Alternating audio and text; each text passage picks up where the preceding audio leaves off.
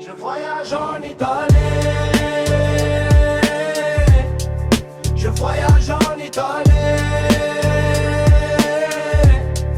Je voyage en Italie. Je voyage en Italie.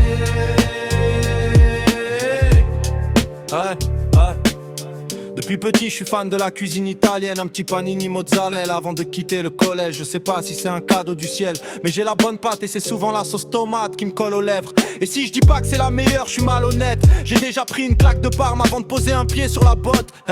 24 heures dans le bus, l'équipe est aux abois. Le chauffeur se rend pas compte qu'il nous a sauvé la voie. On aurait pu perdre à la sortie du tunnel. C'est à Turin qu'on débute l'itinéraire. Et c'est direct et c'est le début du mythe. Et le début du mythe, rentrant j'ai dit à mes potes que j'ai visité la Juve et pas le musée de l'auto. Même si je les ai fait les deux, le lendemain on voit les apins depuis les plaines de la Lombardie. Il s'est passé un truc à Bologne, c'est ça la magie de l'Italie. Quand on est arrivé à Florence, on n'était plus le même groupe. J'ai vu les grands faire les gamins devant le pont de Vecchio. Quand je suis monté dans le dôme, c'était une certitude. Je voyais plus grand que la plupart des bâtisses que j'ai vues. Le lendemain, j'ai pas pu m'empêcher de faire des tours de Pise. On a tous un cliché de la tour, mais la mienne est unique. En remontant, je croise un Français qui descend. Je l'ai déjà vu mon pote, c'est trop la folie, je te promets, tu vas kiffer. On se capte en rentrant. Voyage en Italie. Je voyage en Italie. Je voyage en Italie.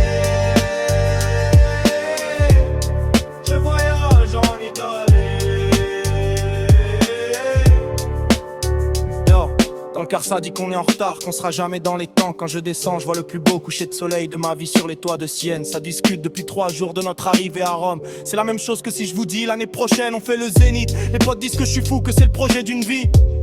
Mais moi j'ai grandi en regardant des films, les images parlent d'elles-mêmes. Je suis fan des italiennes. On est arrivé de nuit et la ville était sublime. Le lendemain y'a qu'un mot pour décrire la grandeur du Colisée. Quand je suis rentré dedans, j'ai pu ressentir toute l'histoire des gladiateurs. Mais c'est rien comparé à quand je suis rentré dans la chapelle Sixtine. Le Vatican c'est trop, tu captes pas les fresques au plafond.